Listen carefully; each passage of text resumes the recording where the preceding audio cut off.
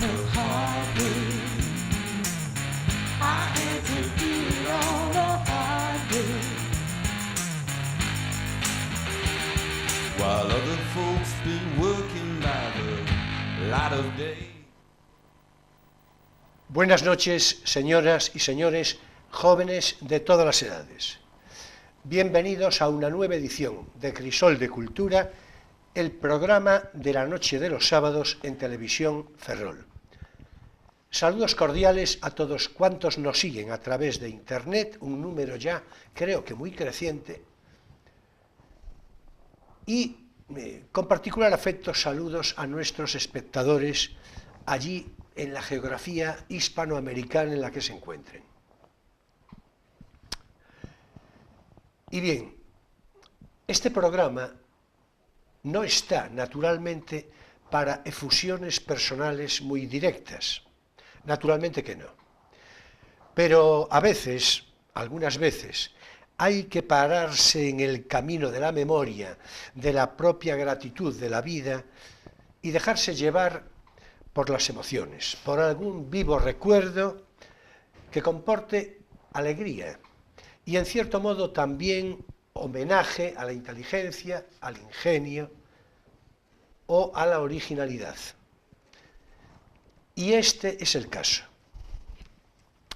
Hace pocos días, apenas una semana, tuve oportunidad de reencontrarme con tiempo y ganas de hablar sobre tantas y tantas cosas, por otra parte, con Vicente Fortúnez. Vicente es amigo de antiguo, aunque siempre, la verdad, a salto de mata y en ocasiones esporádicas. De personalidad heterodoxa, un punto rebelde, y aunque dado a cierta disipación ocasional, representa la afirmación del legado profesional de su padre, de igual nombre, Vicente el del Ponto, que es decir esto y decirlo todo aquí en Ferrol, en estas anchas geografías a lo que llamamos Ferrolterra. Un mesón a la antigua, como pocos, por el que pasaron y pasan más de larga media vida de la historia de España, así como suena. Desde personajes y personajillos del papel cuché con su frivolidad del cuore, hasta influyentes políticos, enteros militares, poetas, escritores, gente de la farándula y también, claro, algún que otro anónimo hecho a toda nocturnidad. Pero es que Vicente Fortúnez, tiene una biografía, además de con algún que otro episodio de la mala vida, como diría Torrente Malvido, en todo caso enteramente literaria. Y no quiero yo desvelar ahora algún protagonismo mayor que tuvo hace años y que fue noticia en revistas nacionales de gran profusión. En fin, que estuve con Vicente hace unos días compartiendo un vino selecto y unos embutidos inmejorables, y quede claro y con pública constancia que le invité a que podríamos dar cuerpo literario a toda esa vida suya, tantas vidas de tan inauditas experiencias algunas y en general todas interesantísimas. O sea, que ya se ve el reencuentro circunstancial con un amigo, Vicente Fortúnez, acabó por convertirse en crónica de intención mundana y literaria. Y es que se dan en Vicente, del todo justamente, los atributos que subrayé hace un momento, pero además enteramente al completo: inteligencia, ingenio y originalidad. Un placer, Vicente, y todo el ánimo. Vaya así con mi amistad de siempre.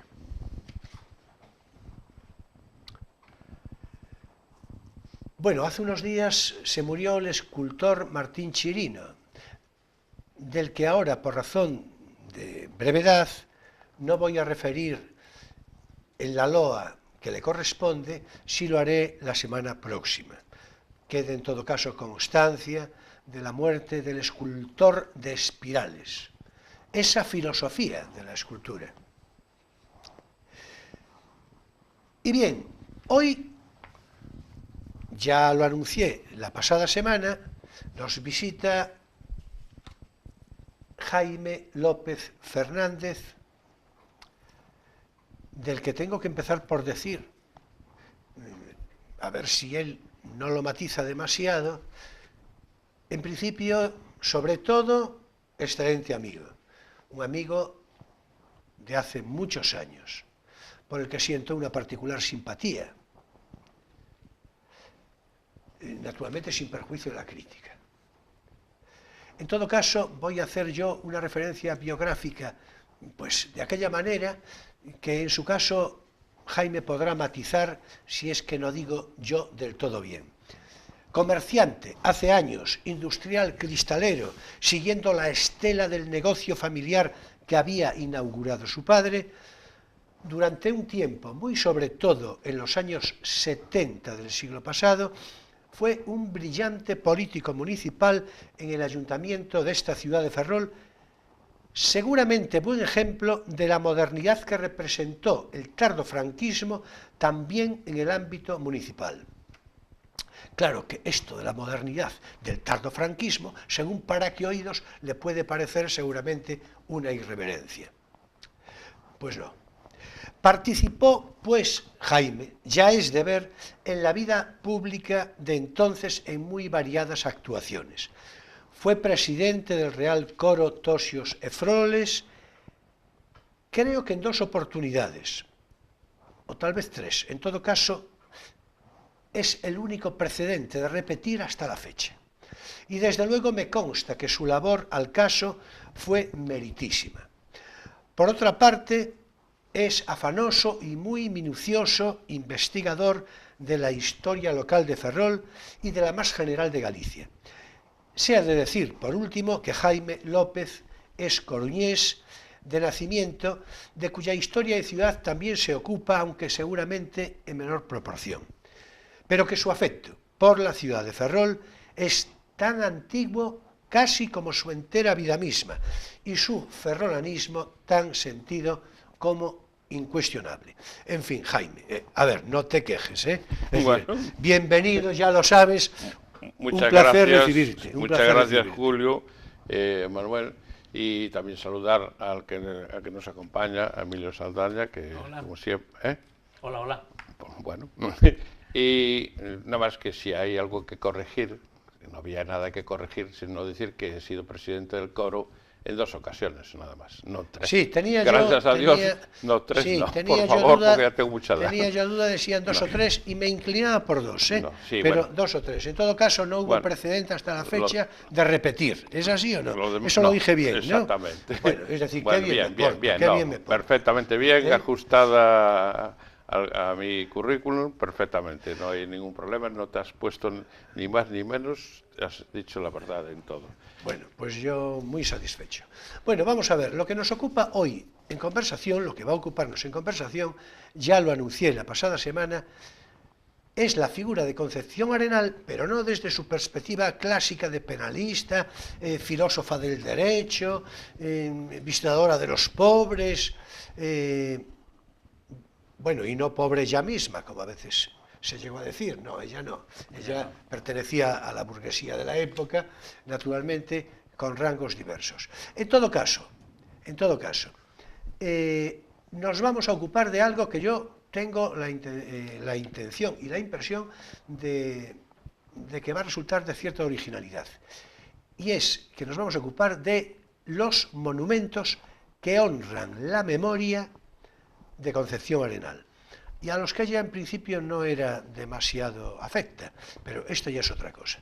Entonces, vamos a ver, yo no sé cómo Jaime, porque le voy a decir a Jaime que intervenga de inmediato, no sé cómo Jaime quiere iniciar la conversación.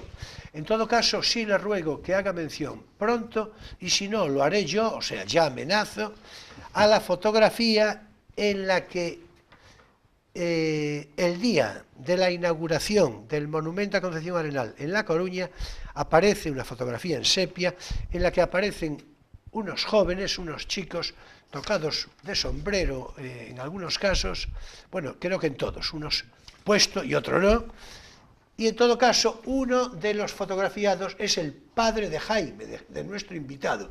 Por eso digo yo que vaya diciéndolo y si no lo mencionaré yo. Adelante, Jaime. Bueno, en principio, vamos, si me lo permitís, vamos a apalancar un momento. Yo quería hacer una pequeña entrada, aunque sí soy consciente de que lo que me has dicho, y hemos hablado de hablar de los monumentos, pero aclarar algunas cosas muy cortito. Tú habla de lo que quieras, Jaime. Muy cortito del origen de Concepción Arenal. Adelante, que si bien es verdad, adelante. estuvo, porque claro, como has dicho muy bien, no vamos a hablar de toda la inmensa obra, de su trabajo, de tal, porque eso ya está más que hablado, escrito, y bueno, hay muchos trabajos sobre el tema. No, pero hay disculpa, algunas cosas... aquí mismo ya hablamos sobre eso, y volveremos a hablar Sí, claro. en otro momento. Sí, Hoy sí. no es lo que nos ocupa. Sí, sí, por supuesto. Pero bueno, es que hay algunas cosas, porque siempre se valora en una ciudad militar como es Ferrol, de que era hija de un militar. Y evidentemente que no era mentira, eso es verdad.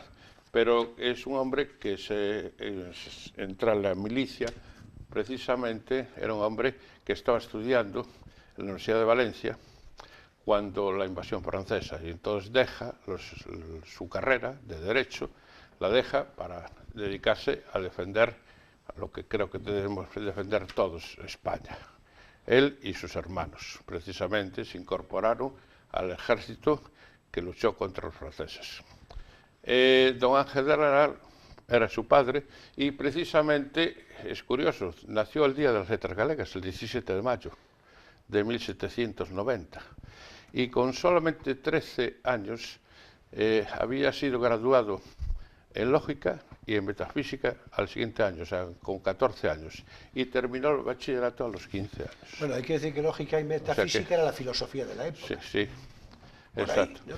Entonces, En cuanto a estudios reglados, vaya. no es porque no quiera, o sea, evidentemente, cuando nace Concepción Arenal, él es sargento mayor de la plaza, en el regimiento de Burgos, aquí destacado en Ferrol. Entendiéndose que sargento no es lo que hoy También lo entendemos iba a aclarar. por sargento. Claro, iba a aclarar eso porque aun cuando a veces incluso se ha escrito que es equivalente a teniente coronel, no es exacto.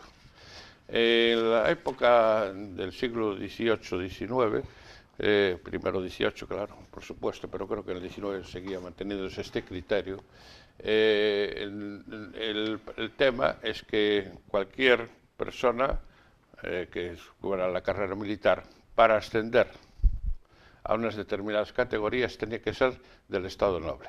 O sea, por lo tanto, tanto por el origen de su madre, que era ferrolana, como por su padre, pues eran del Estado Noble. Y solamente podían estar en Estado Noble los sargentos mayores, los tenientes coroneles y los coroneles. Bueno, de ahí para arriba general, por supuesto, aunque hubo generales también que no lo fueron del Estado Noble, que se les llamaban generales de Polaines, como el caso de José Sánchez Bregua, de Coruña.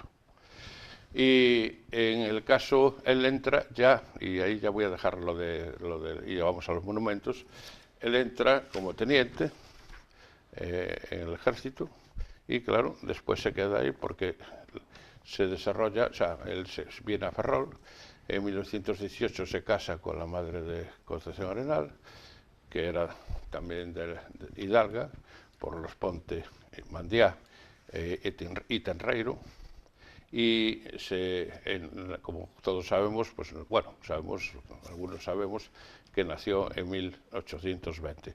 Y es importante decir que tenemos a la vuelta a la esquina, como quien dice, ya nos quedan menos de 300 días para que, o por ahí, pues sobre 300 días, para que Ferrol celebre el 200 aniversario de su nacimiento. Y espero que lo celebre como se merece esta ferrolana ilustre.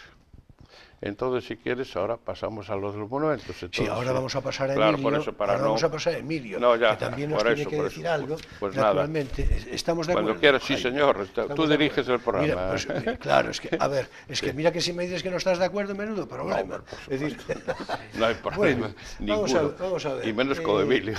Sí, sí, bueno, en fin, los espectadores están acostumbrados a mis malas bromas, ¿no? Claro. Es decir, ¿Quieres decir algo antes de entrar en los monumentos? Así. 300 días quedan solo.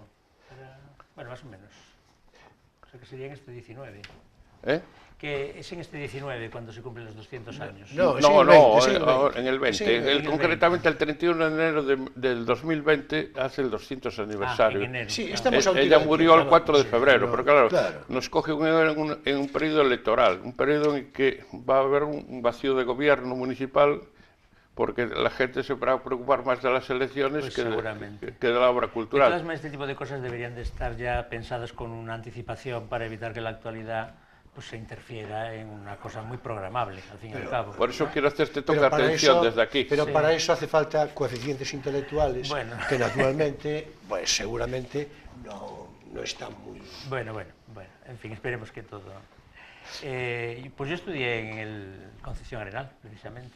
Digo, coeficientes intelectuales al margen de la broma, pero lo digo muy en serio también, coeficientes intelectuales desde el punto de vista de la emoción previsora de las cosas. Es decir, es que vamos a ver, es lo que tú acabas de decir, es que no tendrían... no. Cuando la política se improvisa, Sí. detrás o hay, pero además necesariamente, o un individuo muy justito, o a lo mejor directamente un canalla interesado. Y entonces, claro, uno y otro, cualquier cosa menos gestionar. Sí. Bueno, pues eso, que se apunte en enero del 2020, ¿no? Finales. No, el 31, sí, el 31 de enero, perdona, sí, 31 de enero, sí, pero claro, que se apunte, date que cuenta se que apunte. hasta el 15 de junio, 13 al 15 de junio, no toma, 13 creo que es la corporación que salga desde las elecciones. Ya. Y tienen 6 meses, y si me lo perdonáis que os lo diga, yo creo que se merecería o un congreso o unos Juegos Florales Concepción Arenal, o sea, por lo menos, digo yo. Bueno, ya volveremos Hombre, un sobre congresito ello yo creo aquí. que sí, Ya, ¿verdad? ya volveremos. Digo yo, Ya que volveremos, claro, ¿no? es que, pero son 6 meses nada más después de la toma Ya de posesión. volveremos.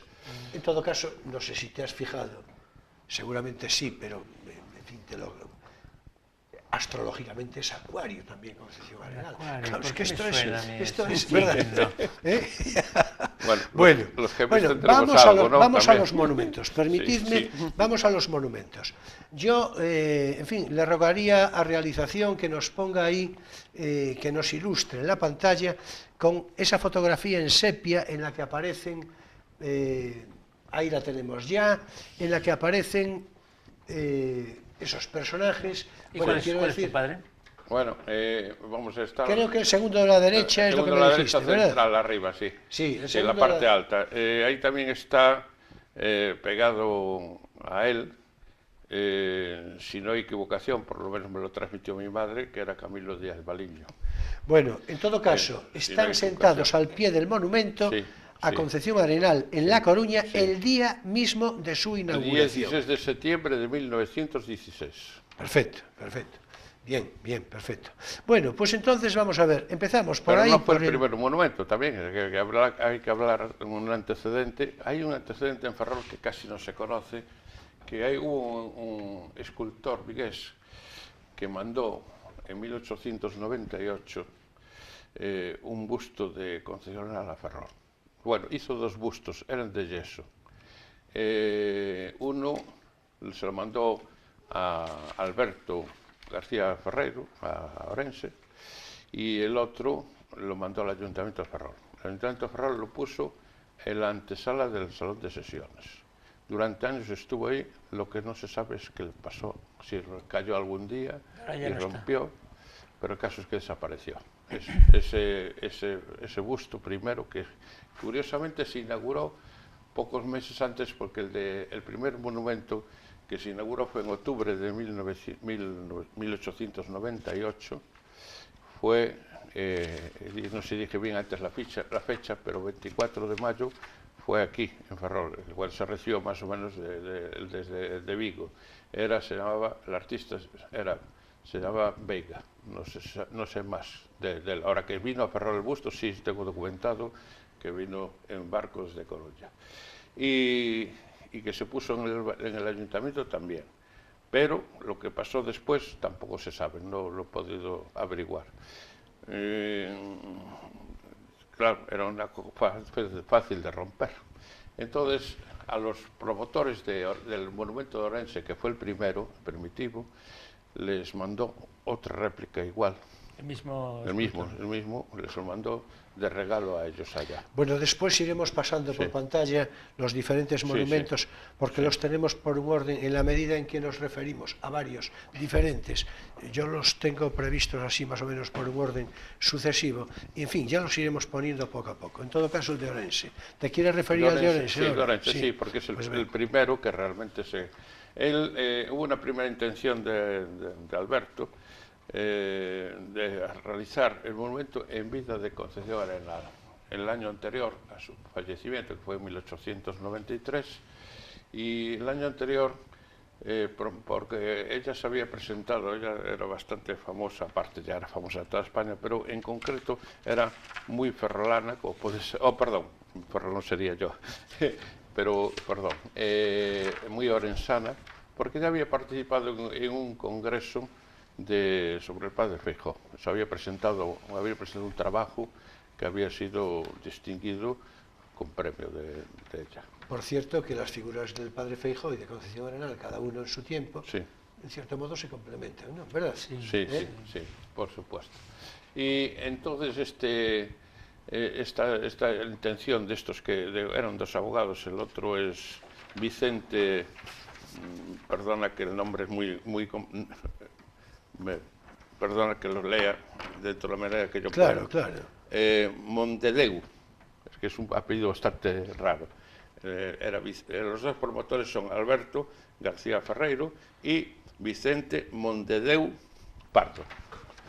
Esos son los dos promotores del monumento. Esta gente se entera con el Consejo Arenal y les dice que ella no quiere un monumento, que ella no tiene méritos ningunos para tener un monumento, que eso se queda solamente a los mártires, a los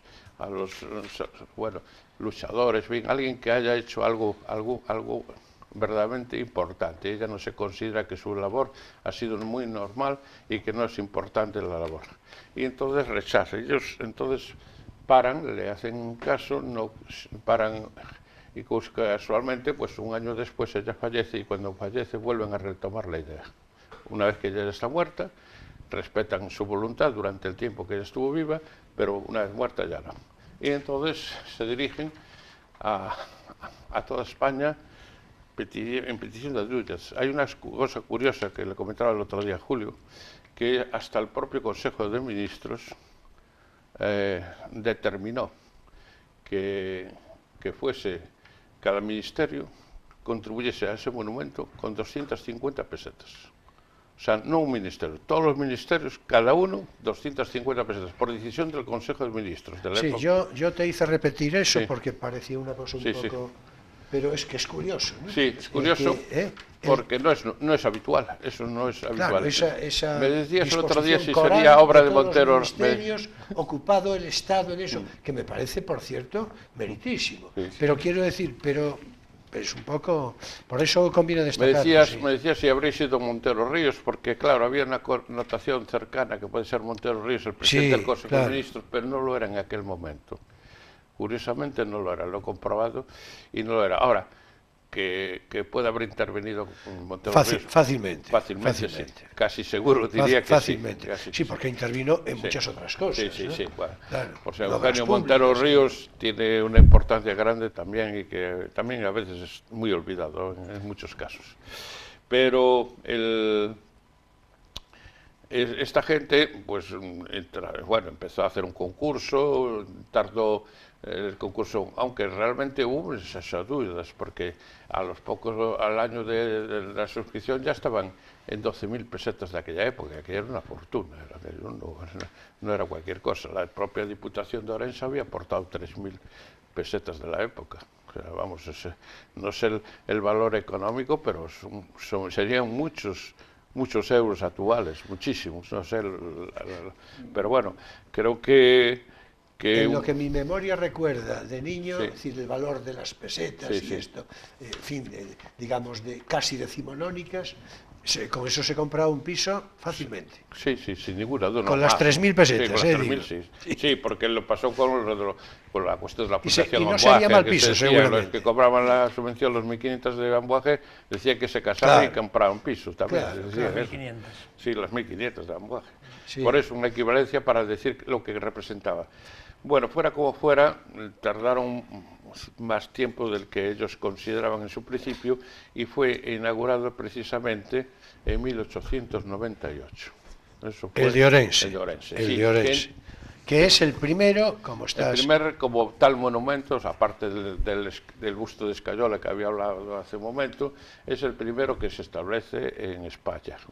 Bueno, y en el mundo, claro. Bueno, pero, ¿y cuál es el segundo? No, pero voy a decir algo más del primero, en el sentido que el primero fue colocado en los jardines, cerca de los jardines del Posío, conocidos, pues bastante conocidos en Orense, y luego después, años después, fue cambiado el emplazamiento, en el que no está desfigurado con relación al primero, a la situación primera, pero sí el pedestal fue alterado, era más bonito el pedestal, formaba parte de una obra artística también el pedestal, y además tenía las placas sobre frases clásicas de ella, en que hoy pues no se puede leer, porque está a tanta distancia y con el tráfico rodando alrededor del monumento fuente, con lo cual pues se ve un conjunto con unas cosas de bronce allí, pero no sé realmente... Queda diluido.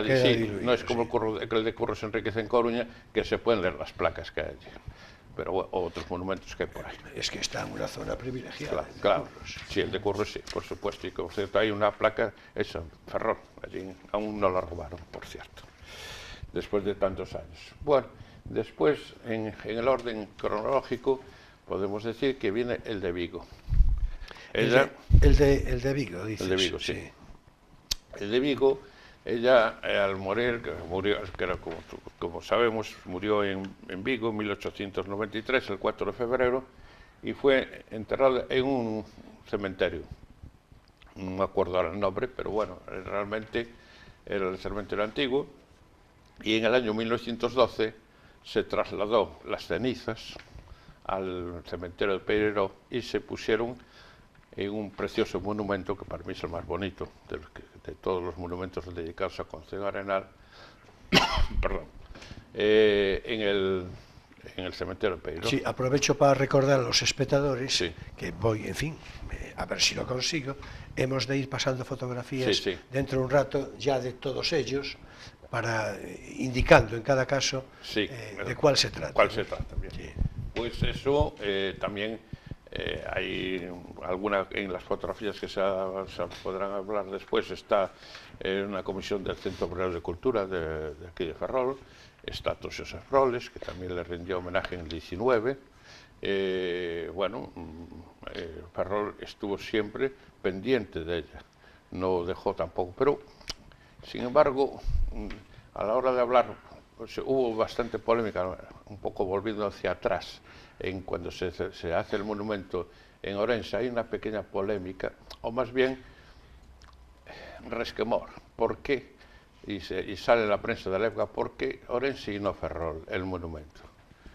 Bueno, pues porque la iniciativa de estos señores fue mucho más fuerte que cualquier situación del gobierno o la cultura ferrolana de la época. Bueno, pero tú me decías el otro día algo, a ver si recuerdo bien, sí. Yo creo que sí, que lo hablábamos, algo que desde el punto de vista anecdótico es interesante, es curioso. Y se lo digo yo ya a Emilio, porque no tienes por qué saberlo.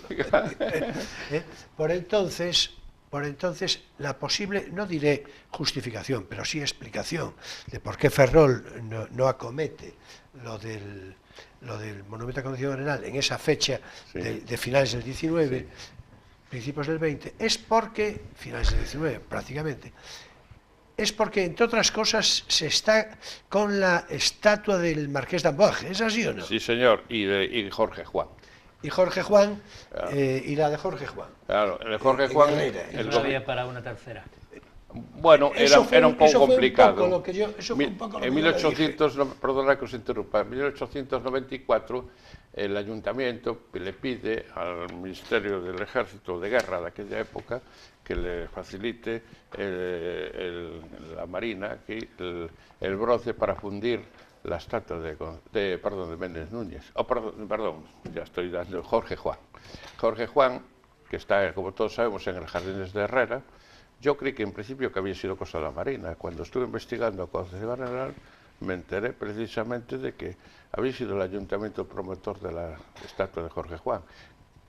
No sé quién la pagó porque eso no se sabe, pero realmente casi puede decirse que es una propiedad municipal, casi podría decirse, aún estando en los Jardines de Herrera. Por lo menos por la gestión, sí.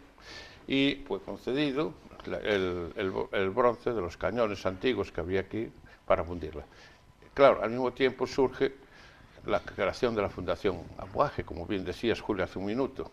Entonces, claro, se trata de hacer una honra a ese benefactor, que lo fue, aunque muchos lo transformaron por falta de información en el negrero, pero realmente ha sido un gran benefactor de esta ciudad, que hoy, desgraciadamente, esa fundación hoy pues es testimonial, nada más. Por falta de información y por acomodarlo a sus ideologías en muchos casos. Claro, quizás sí también, quizás sí, claro, quizás sí. Claro.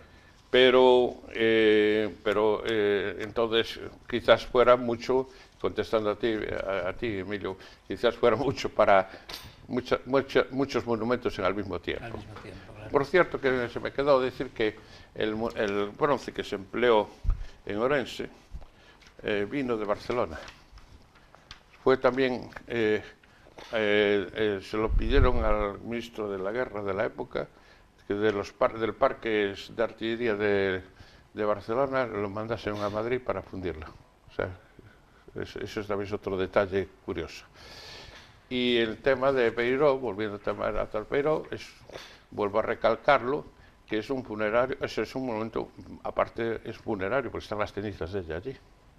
O sea, en ese, y para mí, sí estoy de acuerdo, lo veremos después, sí estoy de acuerdo en que es un monumento importante, singular además, sí, dentro del... Muy bonito, ¿no? Sí, a mí, sí, bueno, a mí me parece sí, impresionante, pero bueno. Bueno, ¿tú nos quieres decir algo a propósito de lo que vamos comentando?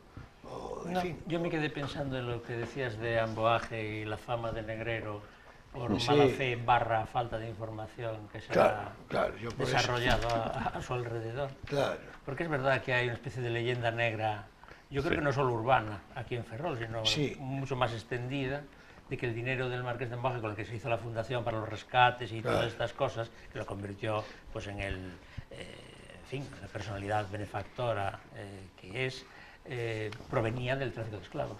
Sí. ¿De dónde sale entonces todo eso?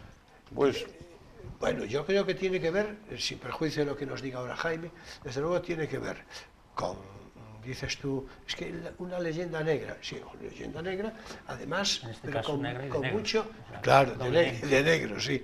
Además, leyenda negra con una intención interesada inequívoca, es decir, tenía que ser negrero necesariamente, es decir, yo eso lo escuché, además, desde edades muy tempranas, por personas que enseguida me di cuenta que eran, pero, en fin, desnudamente indocumentadas, ¿no? Es decir, una cosa, es decir, sí, ahora puede que Jaime lo pueda apuntar, un hermano de él, que son cosas bien diferentes, porque un hermano es un hermano, es decir, pero nada más que un hermano. En efecto, pero nada más un hermano, sin ninguna otra relación subsidiaria de ese orden, ¿no?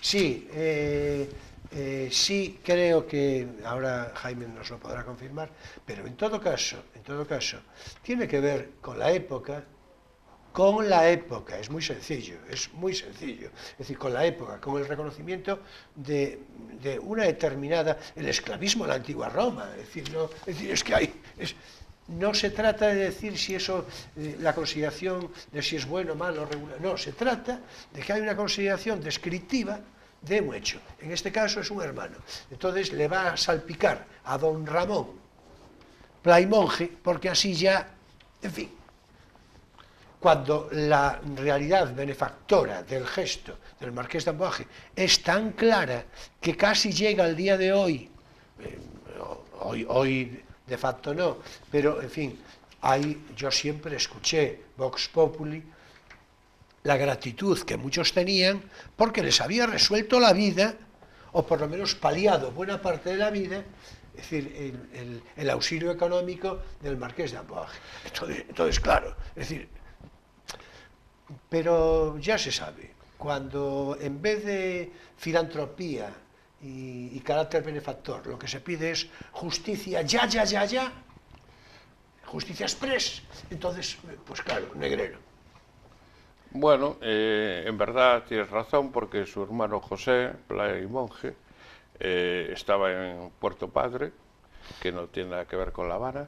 Los negocios de Ramón Pla eran en La Habana, y este hombre, o sea, José, pues era un capataz de un ingenio de azúcar, y también, o sea, y con actividades en el puerto, Puerto Príncipe, que era un puerto también, que precisamente se había puesto así, parece ser cuando un marinero a la época de Cristóbal Colón llegaron allí y dijeron que Puerto Padre, y ahí le quedó Puerto Padre como nombre de esa región.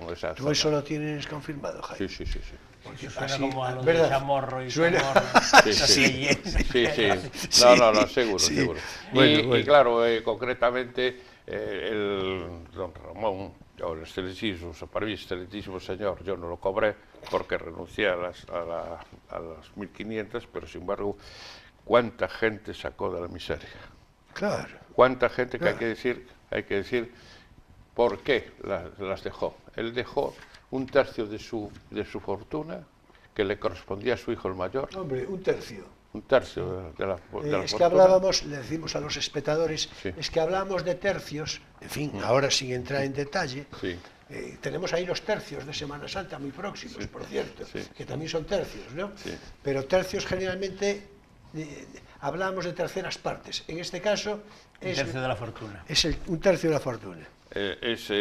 Pues la fortuna se deja a su segunda mujer, un tercio de hecho, a su hijo, el único hijo que tenía, porque el primero, Ramón, que era igual que él de nombre, había muerto, y lo que le correspondería a su hijo el mayor se lo cedió a los nacidos en Ferrol, su partido, y extensivo a Coruña. Por eso también yo tenía derecho a las 1.500 de Amboaje. Los negocios del marqués, que fue un título pontificio, hay que decirlo también, que no era título pontificio, título concedido por el Papa por ser un benefactor de obras sociales y pías, claro, y demás. Claro. Pues este hombre tenía los negocios en Matanzas y en La Habana, y eran la compañía del gas, y también tenía negocio de ferretería. Realmente no había posibilidad ninguna que fuese negrero. Los negreros eran en el campo, sí, claro.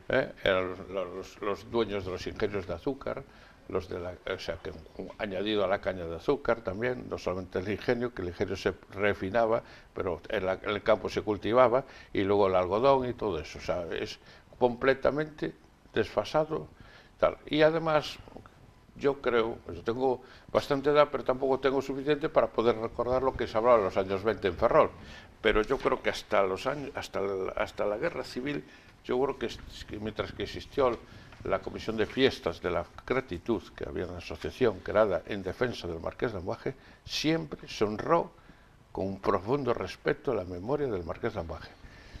En los años posteriores a la guerra civil, pues yo creo que se fueron poniendo muchos bulos y muchas cosas a mucha gente. Porque, de hecho, cuando presentamos aquí un monumento a un alcalde, no quiero decir ya ni el nombre, pero no de Concejo Arenal, en el año 1967, hecho por un personaje que aún está vivo, que es por José Rubio Gascón. El monumento era a Concepción Arenal. El monumento era a Concepción Arenal. A la memoria de Concepción Arenal. De quien no te quieres acordar es del alcalde. Sí, el alcalde no estuvo mucho por la labor. Ah. No había mucho interés en Ferrol en honrar a Concepción Arenal. No sé por qué, sinceramente, no lo sé.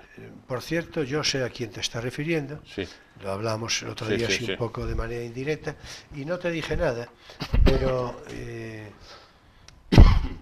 no dejó de extrañarme, Sí, no dejó de extrañarme, sin poner en duda lo que me Sí, dices, sí, sí. pero no dejó de extrañarme porque yo algo conocía a este señor y a la familia de este señor, muy conocida por otra parte, y muy vinculada al mundo del derecho. sí. Muy vinculada al mundo del derecho. Lo Un que hombre hace más extraño todavía. más extraño todavía, a eso me refiero. Un hombre refinadamente culto, con una biblioteca, pues no sabría yo cuantificar, pero 7 u 8.000 ejemplares, probablemente, y que vivía por la zona Amboaje. Claro, a mí eso no me coincide. Naturalmente no estoy diciendo que no sea así. Digo, bueno, a veces hay malentendidos, interpretaciones sesgadas, el que a alguien le cae, porque la personalidad que describo no se acomoda, no se acomoda de ninguna manera. Pero bueno, en cualquier caso, si os parece, ya para estar hablando de los monumentos de Concepción Arenal, no estuvo mal la digresión que hicimos hacia el Marqués de Amboaje, su carácter, que me parece magnífico. Que seguramente no tendrá tantos monumentos como Concepción Arenal, porque No. solo tiene uno. No tiene uno más que uno. Bueno, Nada más. y supongo que seguirá Podría teniendo... habérselo hecho Coruña, pero no lo hicieron. Mira, su casa de Madrid. Bueno, ya, pero ¿No? eso fue el palacete que El tenía. palacete, sí. Que en el Paseo de Prado, me parece que era por ahí. O Pues Recoletos. no sabría decir exactamente, Recoletos o Prado. pero era un palacete muy bonito, Sí, por otra sí, parte, sí, muy sí. de corte clásico. Sí, Es creo lo que tiene ser un marqués. Exactamente. Bueno, recuerdo que había aparecido algún reportaje interesante y amplio, acompañado de material fotográfico, que para la época no estaba nada mal, en la revista Blanco y Negro de los años 20. Sí. 20, 30, a lo mejor yo creo que 20. Bueno, permitidme, ahora es tiempo para nuestro espacio divulgativo. No tienes por qué saberlo.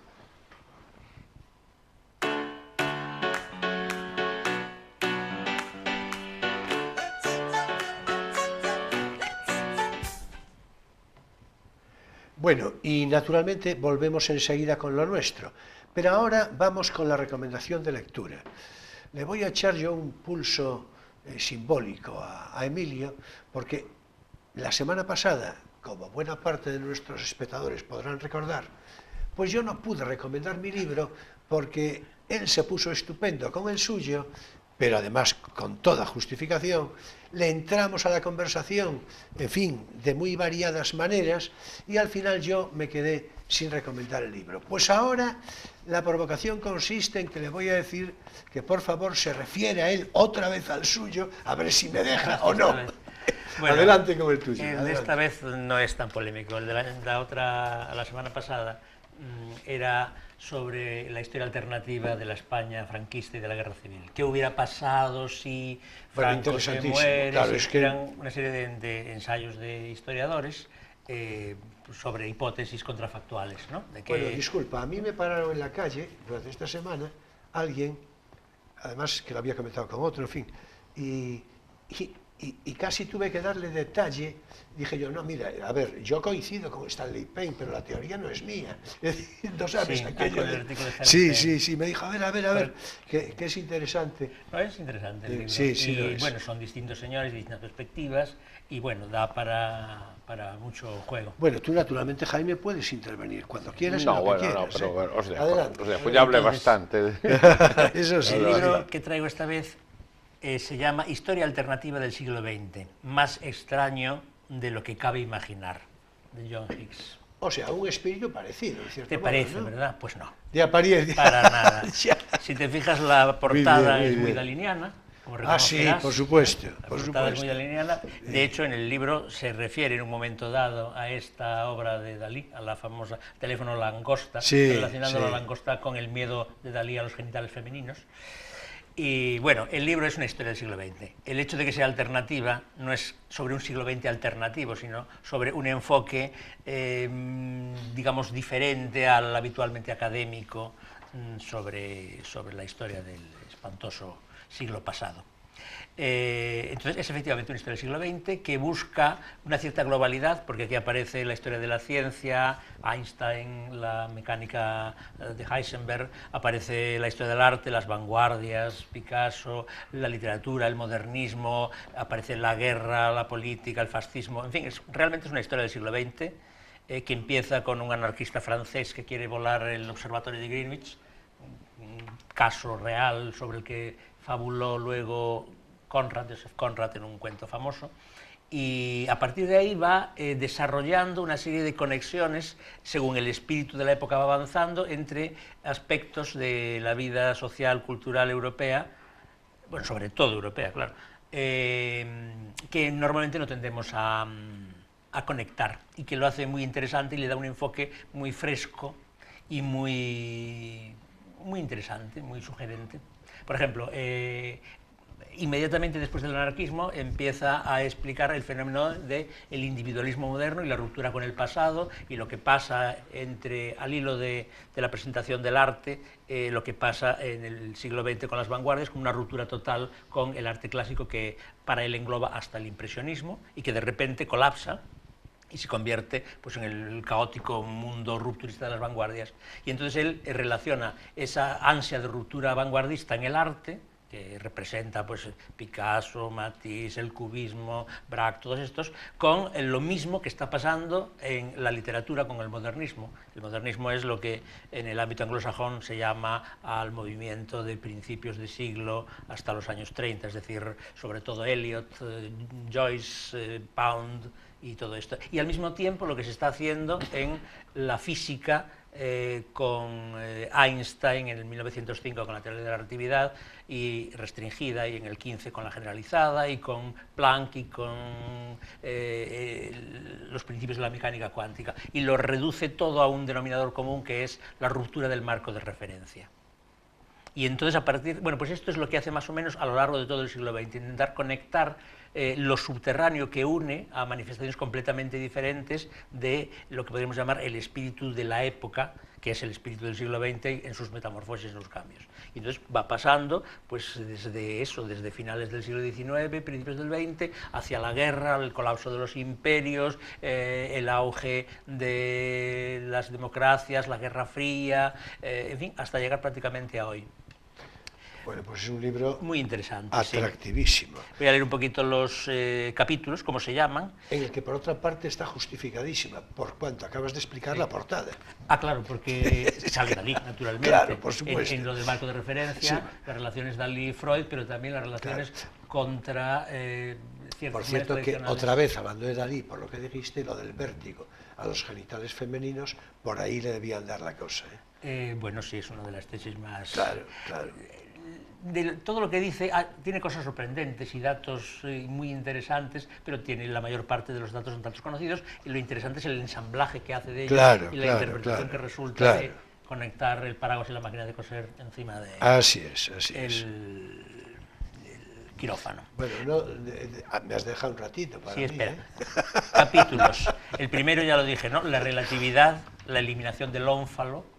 El ónfalo es el centro de referencia que desaparece del arte de las vanguardias, desaparece de la teoría relativista, desaparece del momento político, y que él ve un poco lo mismo en distintas y además el nombre del capítulo es que es... Sí, la eliminación del ónfalo. Luego modernismo, el impacto de lo nuevo, que se refiere precisamente al modernismo anglosajón, es decir, a ese movimiento que coge desde finales del simbolismo en literatura hasta la época de entreguerras y en arte, naturalmente, a las vanguardias. La guerra, que se subtitula Iza ese trapo. El individualismo, haz lo que quieras, y le da mucha importancia al surgimiento en el siglo XX del individualismo y cómo esto genera fenómenos muy distintos como el anarquismo, como el capitalismo desregulado, en fin. El ello, y ahí claro está Freud, la incertidumbre, el gato está vivo y muerto al mismo tiempo, eso es Heisenberg. La ciencia ficción, hace mucho tiempo en una galaxia lejana. El nihilismo, y ahí está otra vez la cara oscura del individualismo. El espacio, el sexo, los adolescentes, el caos, el crecimiento, el posmodernismo y la red, porque acaba precisamente, el libro es del año 15, o sea que está recién el original inglés. Pues del año 15. me acaba de acaba con poner los dientes largos a mí, es decir, ¿no? Me lo voy a tener que comprar ya. Es decir, pues muy interesante. Que porque... por cierto tiene un final un poquito optimista, después de tanto individualismo que tantos horrores ha producido y después de tantas catástrofes que fue el siglo XX, reivindicando que la red puede significar un poco un nuevo cooperativismo, una nueva conciencia de grupo, que corrija todos estos excesos nihilistas. Bueno, por cierto, hay que decir, porque es oportunidad, y yo, en fin, que precisamente estos días mi hija Irene escribió un artículo a propósito el pasado miércoles.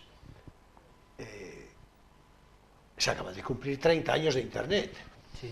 Con lo cual, en fin, ya tenemos todo servido, ¿no? Es decir, ya casi nadie se acuerda de cómo era la vida antes, ¿verdad? Sí, así, a eso se refiere mi hija en esa columna que escribió. Yo, es que por hablar de mi hija, pues ya se sabe.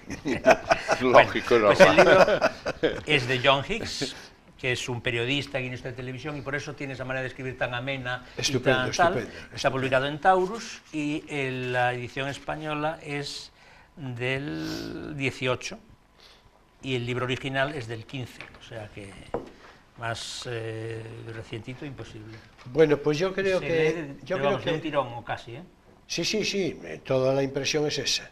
Es evidente que Emilio, ya lo vengo observando yo, de una manera, en fin, muy solapada, muy disimulada, viene cada día elevando la calidad de la literatura que recomienda, y así, claro, a mí me va oscureciendo, me va ensombreciendo la posibilidad de que ya sé qué es lo que busca, pero en fin. Bueno, en todo caso, lo hizo tan bien que a poco tengo que volver a aplazarlo, pero no. Vamos a ver. Lo ha hecho muy bien. Hoy me voy a referir a un autor precisamente que ya me consta que a Emilio y a mí mismo nos complace particularmente. Emilio recomendó un libro de este autor hace no tanto, 3 o 4 semanas. Sí. Se trata de... Los artículos aquellos. En efecto. En este caso se trata de Memorias prohibidas, este es el título, de Carlos Luis Álvarez, Cándido como seudónimo de guerra periodística y literaria. Cándido. Asturiano. Bien, vamos a ver. Este es el libro que muestro a la cámara, como otras veces, y que lo voy a dejar aquí imitando el mejor modo de Emilio, porque hoy creo que se me va a aguantar y todo. Bien, vamos a ver.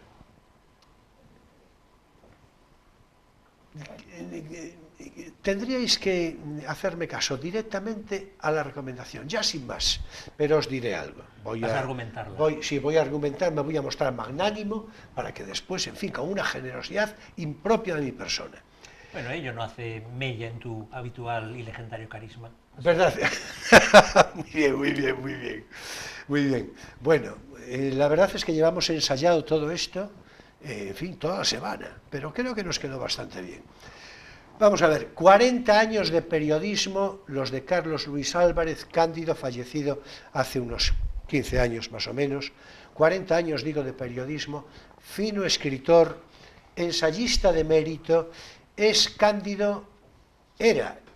un intelectual meritísimo con cierto olor renacentista, creo que lo decíamos el otro día, ¿no?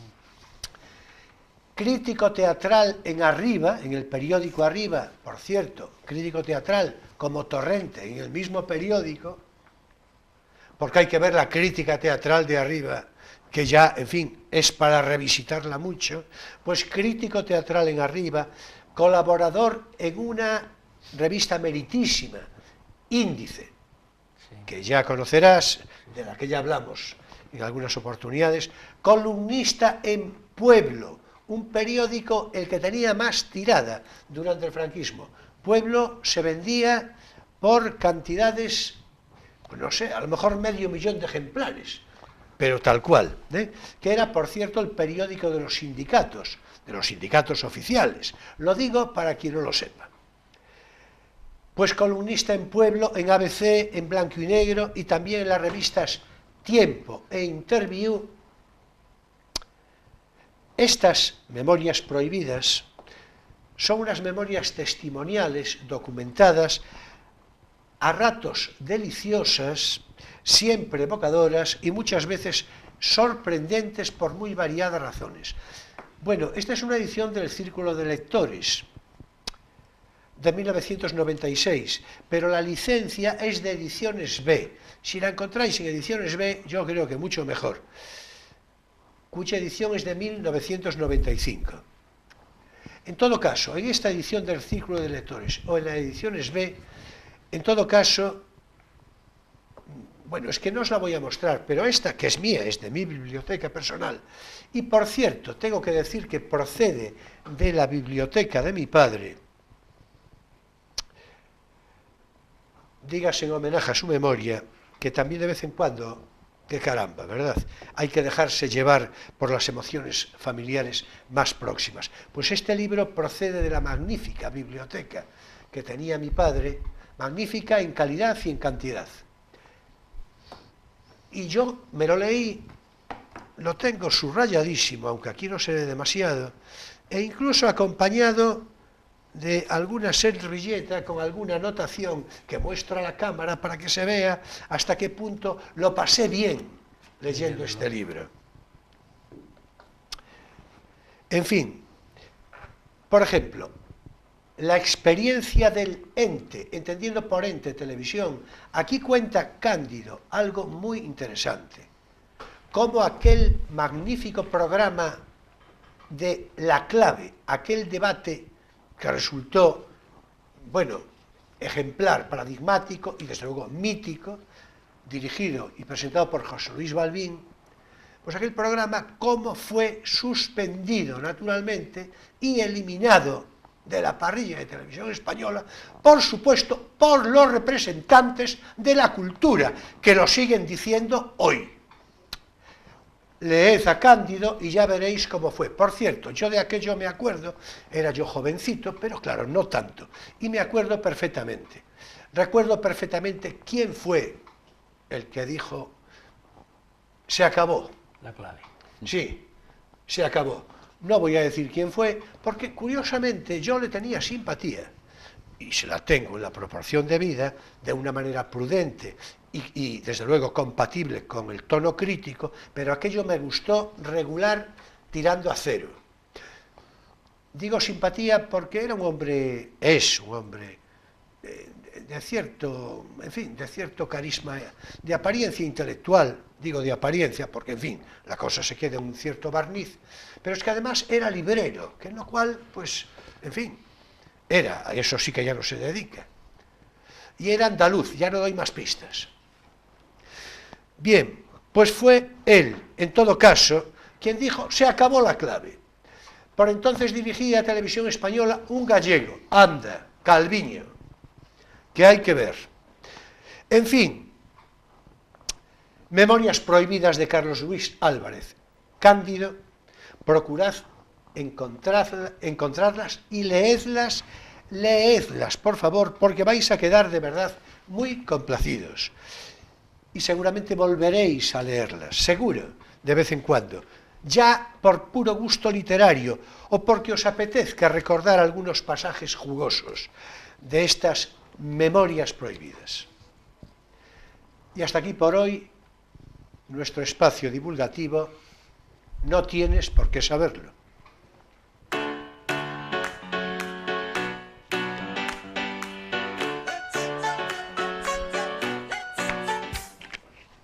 Bueno, ya estamos con lo nuestro otra vez y vamos a ver, como yo prometí a la audiencia pasarle las fotografías de los monumentos. Pues venga. No, no digo, no sé si ahora, te iba a preguntar para que tú me autorizaras a pasarlas ahora o más tarde. Hombre, vamos a ver, como acabáis de hablar de dos libros, y hay uno que nos presenta aquí, que está, no hemos hablado de que ahí nos ilustra ese tablero, Vamos un a ver. libro de Ana Caballé. Ahí, en ese frontispicio donde aparecen libros, uno de ellos, hoy, es actual, no antiguo, y se refiere a una biografía de Concepción Arenal a cargo de Anna Caballé. Desde luego recomendabilísima desde todos los puntos de vista. Sí, sin ninguna duda. Recomendabilísima. De todos modos, con esto de que ya una y otra vez digo, sí. Ya sabes que repito lo del tiempo, sí, Jaime. Sí, ya lo sé, que damos ya mal sabes de tiempo. Que repito lo del tiempo. Ya sé que nos hemos consumido un montón de tiempo. Un montón de tiempo. Pero ahora... bueno, yo quería, perdonándote porque para terminar con Ana Caballé, porque falta, aparte de que se merece todo el agradecimiento del pueblo ferrolano porque se haya preocupado por Concepción Arenal, los que tengan tiempo y internet, que busquen en YouTube una conferencia magistral que tiene Ana Caballé. Estupendo. Pues dicho queda, dicho queda. Bueno, ¿podemos pasar las fotografías? Por supuesto. Porque si no nos vamos a quedar... Nos quedamos sin tiempo, ¿no? Vamos a ver entonces, los chicos de realización, por favor, pasad de una manera sucesiva. Primero la fotografía de la casa natal de Concepción Arenal. Vamos a empezar por la de la calle Real de Ferrol. Sí. Fachada de... Ahí nació Concepción Arenal. Bueno, vamos a ver. Esto es una cosa más o menos, parece ser que es aquí. En todo caso, vamos a darla... Julio, ya. Bueno, ya le hemos hablado, perfecto. Bien, fachada de la casa natal. A continuación vamos a ofrecer imagen de un retrato de Concepción Arenal que está expuesto a la vista en el Ayuntamiento de Ferrol y que yo recuerdo desde muy niño. Sí. Ahí la tenemos. Sí. Ese cuadro merecería restauración, por lo que me decías el otro día, sí. Pero en fin, ya llegaremos ahí. Sí. Seguidamente quiero decir, vamos a ofrecer a imagen el monumento a Concepción Arenal en esta ciudad de Ferrol. Este es de la que tenemos otra perspectiva, pero con la que cerraremos después, en todo caso, el comentario. Es la avenida Esteiro. Sí. Sí, justamente. Sí. Bueno, ahora vamos con la vista más amplia y general del monumento a Concepción Arenal en La Coruña, que me parece a mí magnífico. Bueno, ese que aparece en pantalla no es el de La Coruña, ese es el de Pereiró en Vigo. Ese que aparece ahora es el de Pereiró en Vigo, en el cementerio de Vigo. ¿Con él está el coro o están los...? No. Sí, no, ese es en el de... No, yo no veo, por sí, eso pero es el de Pereiro, sí. A ver si podemos poner... Todos esos señores que están allí a los pies del monumento. Sí, es que estos efroles que fueron... Sí, justamente. Concretamente el 31 de agosto de 1919. Estupendo. A ver si podemos poner, por favor, el de Concepción Arenal, el monumento de La Coruña, el que fue inaugurado precisamente el 16 de septiembre de 1916. A ver si podemos hacerlo entrar. Con la presencia de Eduardo Dato, que no era ministro tampoco. Ahí lo tenemos en vista general y más completa, tal y como está, por otra parte, al día de hoy. Creo que desde el punto de vista, en fin, tiene el sello de la época, pero sin duda es un monumento muy a propósito, ¿no? Vamos ya con la placa del Centro Gallego de Buenos Aires, ahí la tenemos ya en pantalla, que está situada en el lateral exterior del Ayuntamiento de Ferrol. Sí. Y también así muy de estilo modernista. Sí, justo, es que está pegado a la época, sin duda. Fue en el centenario, ¿eh? En efecto. Luego de la revista Crónica, creo que era Crónica, ¿verdad? Era Crónica, sí. De la revista Crónica de los años 30 tenemos... No, perdón. 34. En efecto. Tenemos recogido en detalle fotográfico el monumento a Concepción Arenal en Madrid. Es decir, ahí aparece, ahí la tenemos, ahí tenemos el monumento a Concepción Arenal en Madrid, que por otra parte también es magnífico, ¿eh? Muy bueno. También es magnífico. Pasa que está, no sé la situación actual, ahí hay unas controversias. Bueno, a eso no podría contribuir yo en este momento. Sí. Vamos a poner en imagen también la curiosidad de un sello de correos dedicado a Concepción Arenal durante la Segunda República, ahí lo tenemos. Y vamos a, en fin, el monumento a Concepción Arenal en Orense, ¿por dónde empezamos? Precisamente el comentario, ahí lo tenemos. Sí. Ese es el monumento a Concepción Arenal en Orense.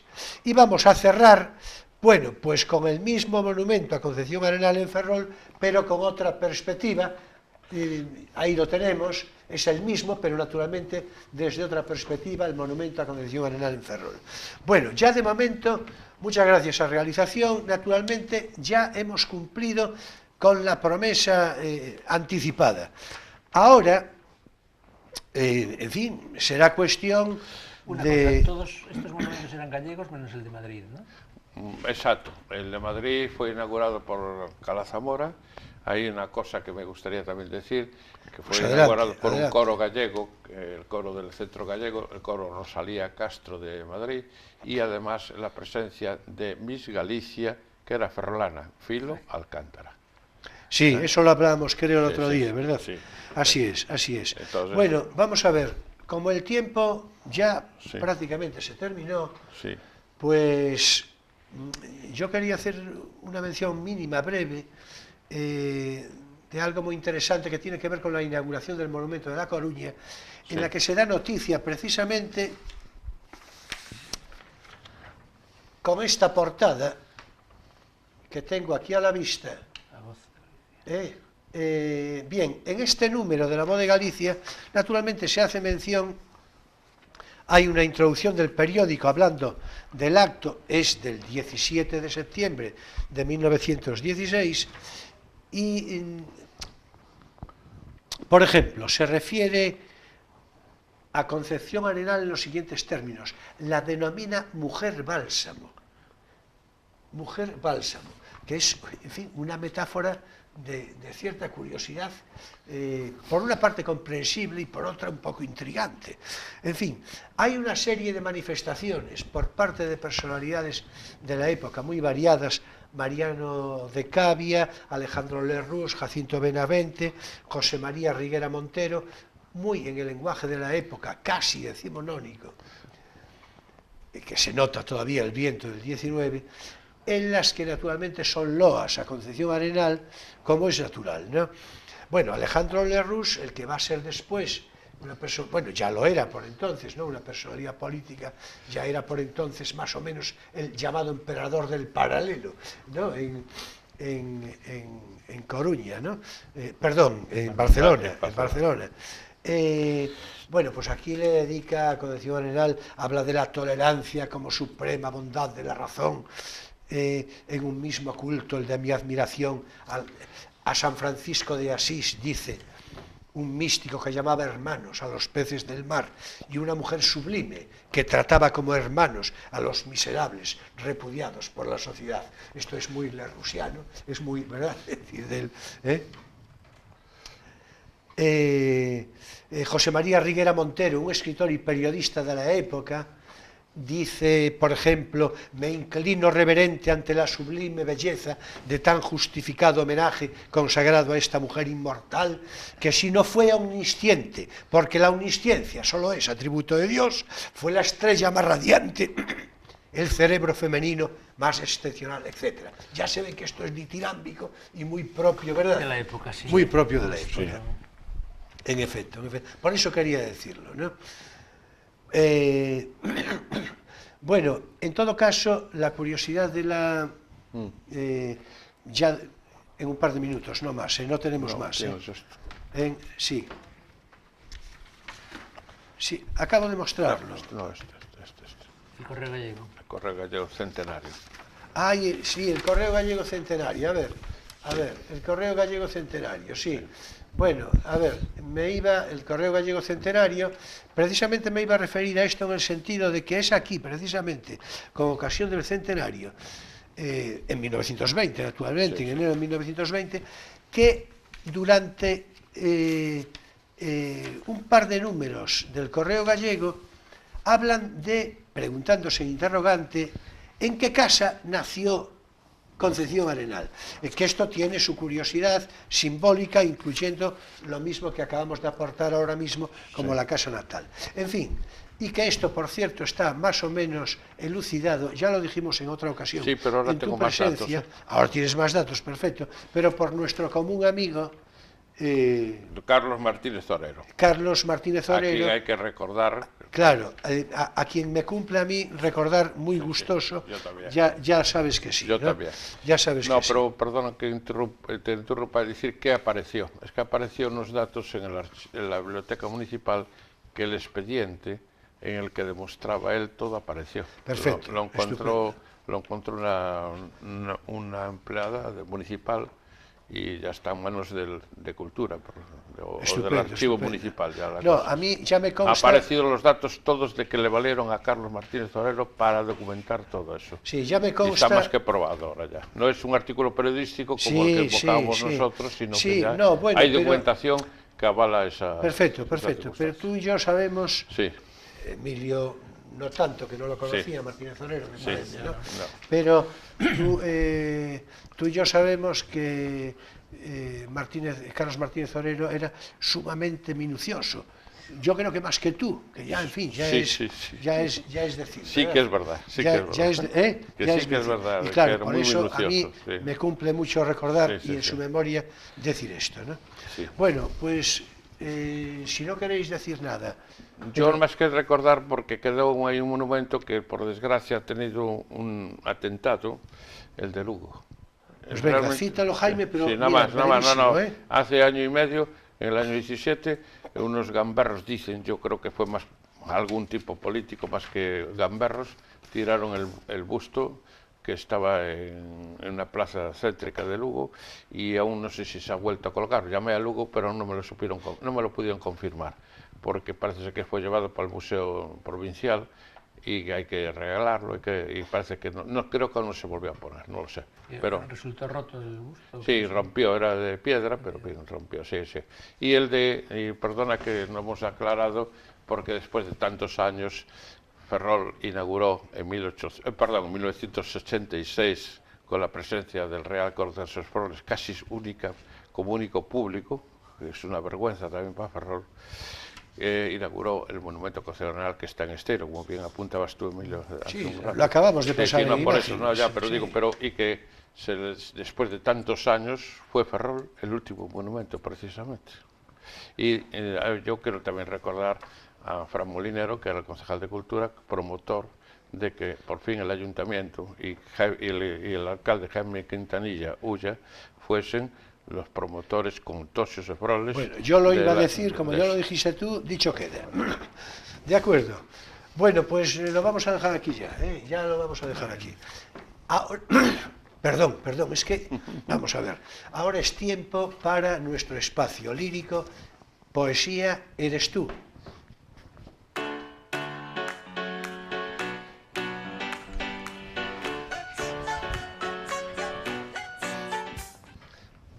A una composición de Ramón Galla, recogida de sus pequeños poemas en Diario de un pintor y escrita durante la Guerra Civil en el mes de mayo de 1938. Se titula este poema Hermosura en la guerra y dice así: primavera verdeces poderosa y suave, y el espacio se llena de presencias que abren. Tiempo viejo, tu mano, con qué fuerza se agita. Vuelve el sol, vuelve todo, vuelven, sí, golondrinas. ¿Quién empuja tus dedos? ¿Quién agranda tus hojas? ¿Quién te sube a nosotros, primavera gozosa? ¿Quién te presta esa fuerza? ¿Hay un Dios solamente? ¿Solo un brazo declara esto vida, esto muerte? No, morir no es rompernos, es lo fiel, lo acabado, es el pulso cumplido, es amor, es abrazo. Mas ahora no hay besos, hoy la muerte no mata, no destroza cual flores, no termina, desgarra. Si morimos, no es muerte, Si vivimos, no es vida. Solo tú, primavera, sigues fiel a ti misma. Tanta guerra en nosotros, mientras tú reverdeces, yo no sé si consuelas, hermosura, o nos dueles. Este poema, Hermosura en la guerra, fue publicado en el mes de junio de 1938 en la revista Hora de España, número 18, ilustrado precisamente con viñetas del poeta, también pintor, Ramón Gaya. Ramón Gaya, hay que decir que tuvo una vida larga y fecunda. De hecho, murió no hace tanto, en el año 2005, con 95 años, y tengo que decir que a mí me encantó de siempre, produciéndose, a mi juicio, un muy ponderado equilibrio entre su obra plástica y su quehacer poético. Decías tú hace un momento, no tengo ningún cuadro de él, ¿no? Algo así. No, yo tampoco, ya me gustaría.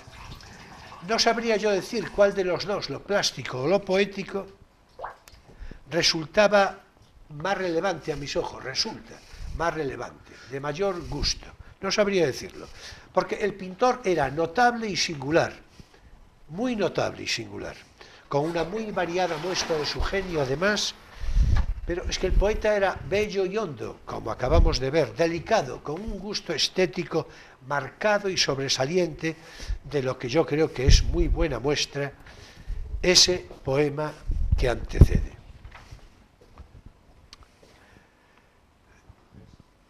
En fin, Hermosura en la guerra de Ramón Gaya, y hasta aquí, por hoy, nuestro espacio lírico, poesía, eres tú.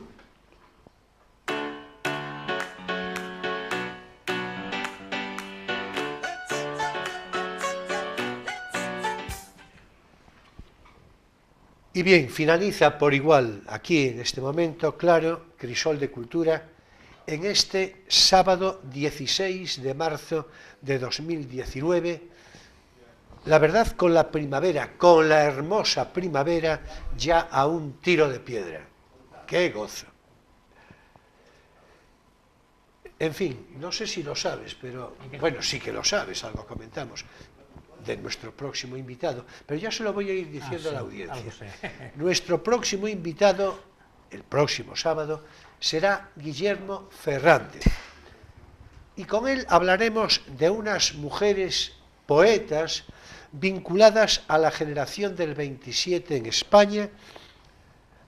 Ya veremos si algo preteridas o mucho o regular por la amplia y magnífica presencia de hombres poetas y escritores de esa generación del 27. Me preguntó Guillermo Fernández hace días qué me parecía, y es que a él le apetecía hablar de estas mujeres: Concha Méndez, Concha Zardoya, Ernestina Champurcín, en fin, yo le dije que me parecía estupendo. Siempre me parece estupendo hablar de mujeres poetas, escritoras o artistas en general. No solo estupendo, me parece subrayadamente estupendo. Eso sí, le dije a Guillermo que en cualquier momento, no subordinándolo a oportunidades vindicativas como el feminismo lenguaraz y atolondrado, injusto y excesivo, que eso ya sería otra cosa, pero de mujeres, poetas, escritoras y artistas, bueno, y en general, cuando sea, como sea y con preferencia. Pero no lo del feminismo lenguaraz y atolondrado, voy a repetir, injusto y excesivo. Dispuesto siempre sobre la presa masculina, por supuesto, que ya es triste. En todo caso, a mí lo que me complace siempre, y lo sabe muy bien él, es la presencia, el trato y la conversación con Guillermo Fernández, y también a Emilio, por cierto. Un hombre, Guillermo, por el que siento además leal y cumplida amistad, entrañable amistad. Así que será con él con quien hablaremos la próxima semana, el próximo sábado, en lo que ya auspicio como una conversación interesantísima. En fin, muchas gracias, Jaime, por tu presencia, por tu conversación. En fin, yo creo que nos ha quedado el tiempo un poco ajustadito, pero ¿qué le vamos a hacer, verdad? En todo caso, sea oportunidad para mostrar algo de lo que ahora mismo me despistaba, porque claro, es que todo el tiempo es un lío. Voy a mostrar a la cámara un ejemplar de la revista Labor Galego, a ver si se ve bien así, Labor Galego, con portada dedicada precisamente a Concepción Arenal, que está editada por el Tosios durante la presidencia precisamente de Jaime López, durante la presidencia yo creo que primera, él ya me corregirá en su caso. Segunda. Segunda, ya me corrige ahora. En efecto. De marzo de es que no puedo, vamos a ver, no se puede ser sublime sin interrupción, ya se sabe, ¿no? Entonces de vez en cuando me tengo que equivocar y mi parte alícuota hoy ya está cumplida.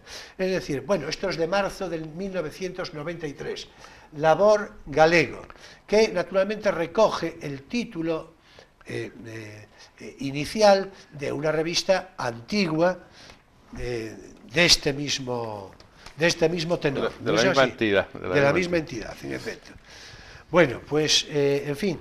Muchas gracias a Emilio por aguantarme y a ti más que ha sido un por placer. soportar. No me quedó claro a quién más. No, a ver. No, lo que sí puedo decir que tampoco te dije que quiero terminar diciendo que el aprecio que me tienes es mutuo, ¿eh? Muchas gracias, Jaime, muchas gracias. Ya sabemos que es así, por otra parte, ¿verdad? Pero está bien recordarlo, ¿eh? Sí, porque, sí, en fin, sí. estas cosas, ¿verdad? Por Sí, supuesto. Sí. Bueno, señoras y señores jóvenes de todas las edades, mi gratitud entera y toda como de costumbre por vuestra presencia fidel de cada semana, por vuestra complicidad, por vuestra actitud crítica y por vuestra simpatía. Por vuestro aliento también. Por cierto, alguna consideración que me hicisteis respecto al plató, en fin, que además fueron, en fin, unos cuantos. El próximo día, si me acuerdo, os diré algo. Ahora ya no puedo. Ya el tiempo se limitó, en fin, y hemos de hacer entrar el programa de cine. Porque esto es lo que quiero decir. Si estáis viendo este programa, ya sabéis, en la edición del sábado, en su emisión del sábado, sabed que seguidamente, en un momento, se emitirá una interesante película con previa presentación y animado coloquio a su final.